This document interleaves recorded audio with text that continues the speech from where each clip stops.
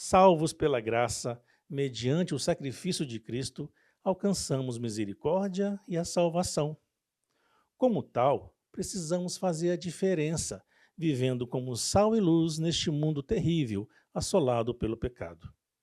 Não basta dizer que é cristão. Há muitos rótulos por aí, em frascos, que negam a essência. Não adianta apenas proferir o nome de Jesus ou ouvir suas palavras. É preciso mais. Praticar o que aprendeu com o grande Deus e Mestre. Logo, não devemos ser apenas ouvintes, mas praticantes, pois o reino de Deus não consiste somente de palavras, mas em virtude. É verdade que a pregação, os milagres e as maravilhas realizadas em nome de Jesus por muitos pregadores hoje em dia não são provas cabais de um verdadeiro discípulo de Cristo. Por isso, meus irmãos, fazer a diferença neste mundo que jaz no maligno é importantíssimo. Essa prosa de que cristão pode apoiar ideologias de esquerda, curtir carnaval, trazer o funk para a igreja ou mesmo se vestir como se vestem as pessoas ímpias é apenas bobagem. Sem santidade, ninguém verá o Senhor.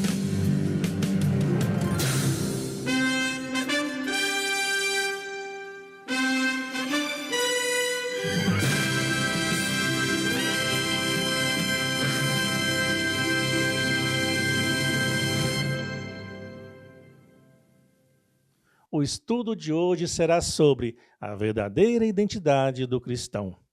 Versículo-chave, Evangelho de Mateus, capítulo 7, versículo 21.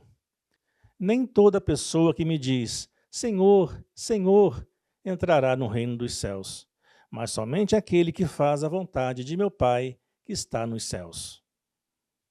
O apóstolo Paulo declara que o reino de Deus não consiste em palavras, mas em virtude.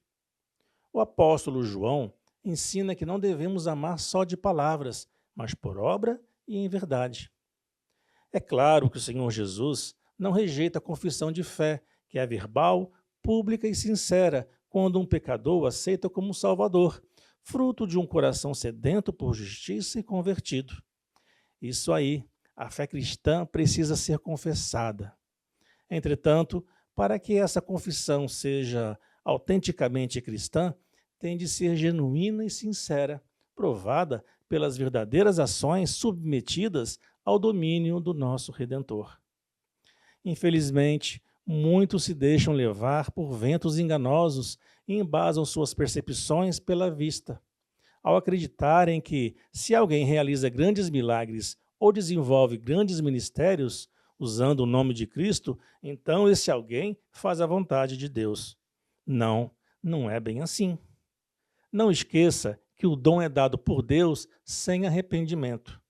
O que significa dizer que muitos homens que aí estão se dizendo apóstolos, bispos, pastores ou mesmo profetas, mas que se desviaram da sã doutrina, permanecem com o dom que tinham antes de perderem a comunhão com o Senhor. Com uma perspectiva mais ampla, posso provar que os dons são dados sem arrependimento. Pois veja, ao ser fecundada, a criança recebe o dom da vida. Se quando crescer essa criança se tornar ímpia, ela não irá perder esse dom sumariamente. O oxigênio é um dom dado a todos. O sol e a chuva é um dom que todos recebem, independente de serem justos ou não.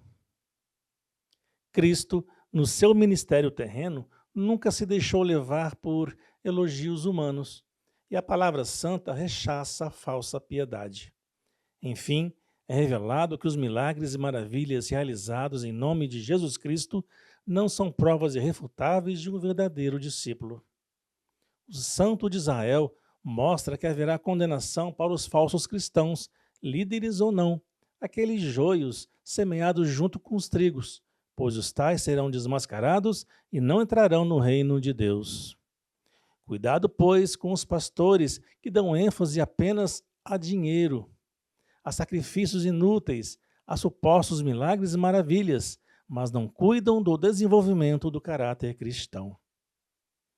O verdadeiro cristão é o que vive em total obediência a Deus, fazendo sua vontade.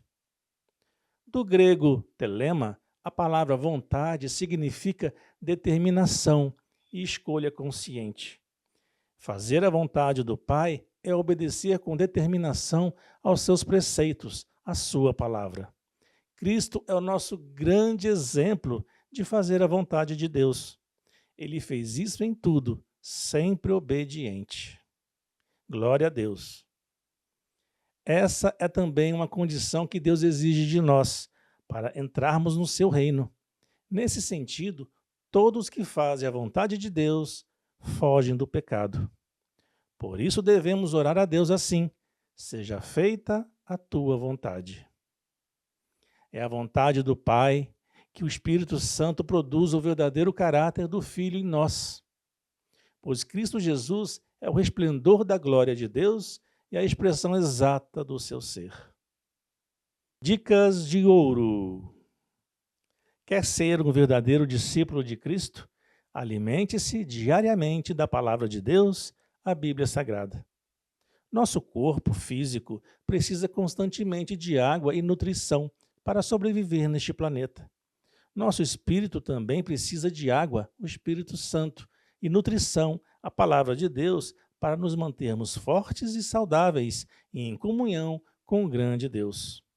Irmão, amigo e visitante, para ser um verdadeiro cristão, é preciso ouvir a sua palavra e praticá-la. Suas palavras são eternas, espírito e vida.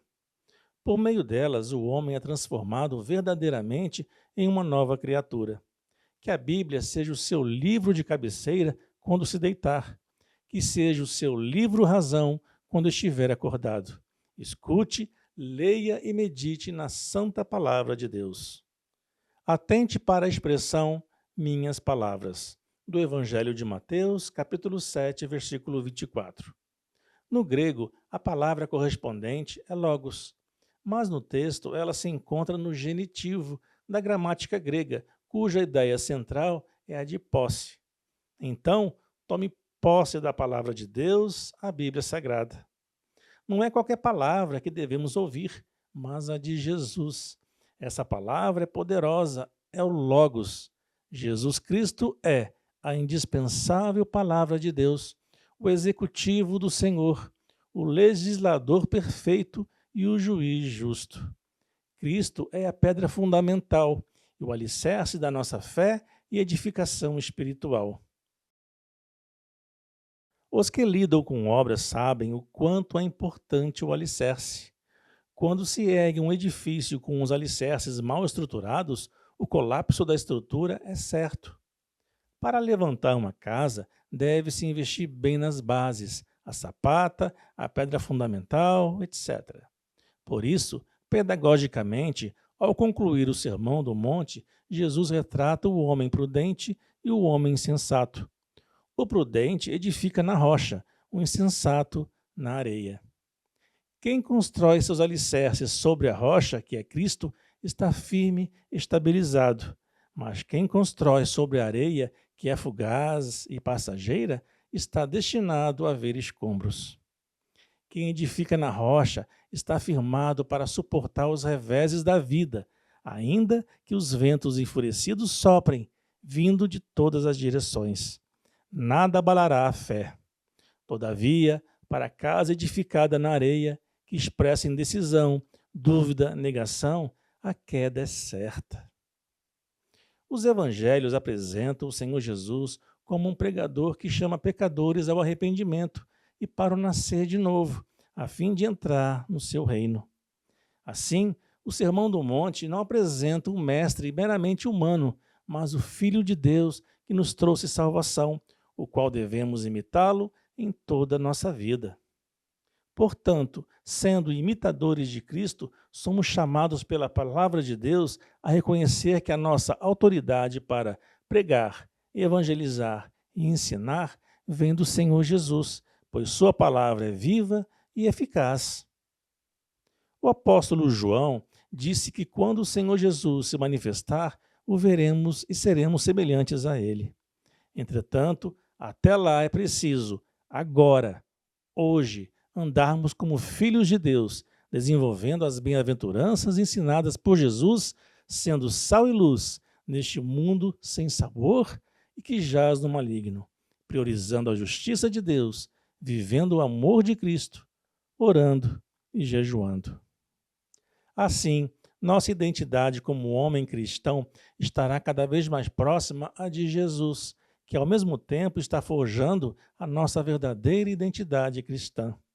Portanto, somos chamados a entrar pela porta estreita, produzir frutos verdadeiros, rejeitar o formalismo e procurar fazer a vontade de Deus com verdade e obediência à sua palavra.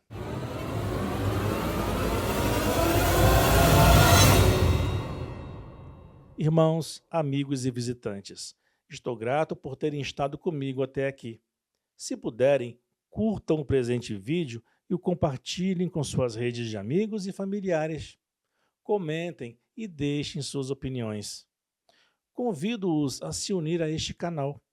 No final do vídeo aparecerá o portal que o levará à página correta para inscrição, inclusive onde poderá ativar o sino das novidades.